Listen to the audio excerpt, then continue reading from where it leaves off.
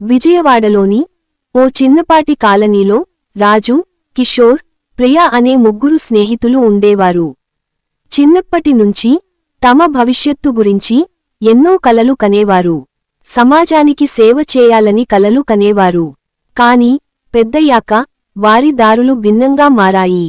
రాజు గ్రామీణ ప్రాంతం నుండి విజయవాడకు వచ్చాడు. చిన్నప్పుడు తన ఊర్లో విద్య, శుభ్రత, మౌలిక సదుపాయాలపై ఉన్న సమస్యలు చూసి నాలో శక్తి ఉంటే ఈ ప్రపంచాన్ని మార్చేసేవాడిని అనుకునేవాడు. అతనికి దేశాన్ని అభివృద్ధి చేయాలనే ఉత్సాహం ఉంది. మార్పు కావాలని ఎప్పుడూ మాట్లాడేవాడు, కాని ఎప్పుడూ మొదటి అడుగు వేయలేదు. విద్య, అవినీతి, పేదరికం, కాలుష్యం గురించి చర్చిస్తూ పరిష్కారాలను ఊహించేవాడు. సమస్యలు ఎలా పరిష్కరించాలో తెలియక కేవలం ఆలోచనలకే పరిమితం అయ్యేవాడు. మన దేశంలో సమస్యలు ఎక్కువ, కాని మార్పు ఎలా వస్తుందో తెలియదు అనుకునేవాడు. కిషోర్ కూడా సమాజం మారాలని కోరుకునేవాడు. కాని ఎవరైనా ముందుకొచ్చి మార్పును తీసుకురావాలని ఆశించేవాడు. సోషల్ మీడియాలో మార్పు గురించి పోస్టులు లైక్ చేసి ఊరుకునేవాడు. మనం చిన్న మనుషులం, పెద్దవాళ్లు ఏదైనా చేయాలి అని నమ్మేవాడు. ప్రియా మాత్రం విభిన్నం.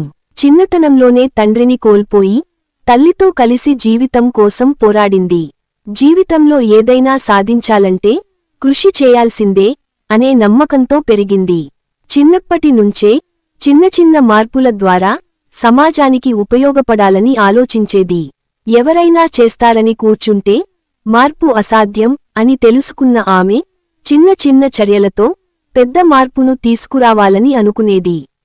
ఆమెకి సమస్యలను చూసి బాధపడటమే కాదు, పరిష్కారం కోసం కృషి చేయడం అలవాటు. చిన్నప్పటి నుండి సమాజసేవ అంటే మక్కువ. కాలేజీ రోజుల నుంచే పేద పిల్లలకు ఉచితంగా బోధించడం మొదలుపెట్టింది. ఒకరోజు వారి కాలనీలోని ప్రభుత్వ పాఠశాలలో సరైన ఉపాధ్యాయులు లేరని, పిల్లలు చదువును వదిలేస్తున్నారని తెలిసింది. ఈ విషయం తెలుసుకున్న రాజు పెద్ద చర్చ సాగించాడు. మన దేశంలో అవినీతి, పేదరికం చాలా ఉన్నాయి, కాని మార్పు ఎలా తెచ్చేది అని నిరాశ చెందాడు. కిషోర్, ఇది ప్రభుత్వ బాధ్యత, మనం ఏం చేయగలం అని చెప్పి ఆ విషయాన్ని పక్కన పెట్టేశాడు. కాని ప్రియా మాత్రం ఆలోచనలో పడకుండా కొన్ని కాలేజీ విద్యార్థులను ప్రేరేపించి వారిని స్వచ్ఛంద ఉపాధ్యాయులుగా మార్చింది. వారంతా పిల్లలకు బోధించడం మొదలు పెట్టారు. కొద్ది రోజుల్లోనే పిల్లలు మళ్లీ చదువుపై ఆసక్తి చూపారు. ఇది చూసిన రాజు, కిషోర్ ఆశ్చర్యపోయారు. ఈ చిన్న మార్పు పెద్ద ఎత్తున చైతన్యం తీసుకువచ్చింది. కాలనీవాసులు దీనిని గుర్తించి మరిన్ని సహాయాలు అందించసాగారు. ప్రియా నాయకత్వంలో చిన్న చిన్న అభివృద్ధి పనులు ప్రారంభమయ్యాయి. స్కూల్ మురికిగా ఉందని కొంతమంది స్థానికులు శుభ్రం చేయడానికి ముందుకొచ్చారు. పిల్లలకు మంచి భవిష్యత్తు కావాలని భావించిన ఒక వ్యాపారి కొన్ని పుస్తకాలను విరాళంగా ఇచ్చాడు. ఈ పరిణామాన్ని గమనించిన రాజు మరియు కిషోర్ మాటలు చెప్పడం, కలలు కనడమే కాదు, నిజమైన మార్పు కోసం పనిచేయాలి అని అంగీకరించారు. ముగ్గురూ కలిసి మరిన్ని సామాజిక సేవా కార్యక్రమాలు చేపట్టారు. మార్పు కోసం కేవలం ఆలోచన లేదా ఆకాంక్ష ఉంటే సరిపోదు.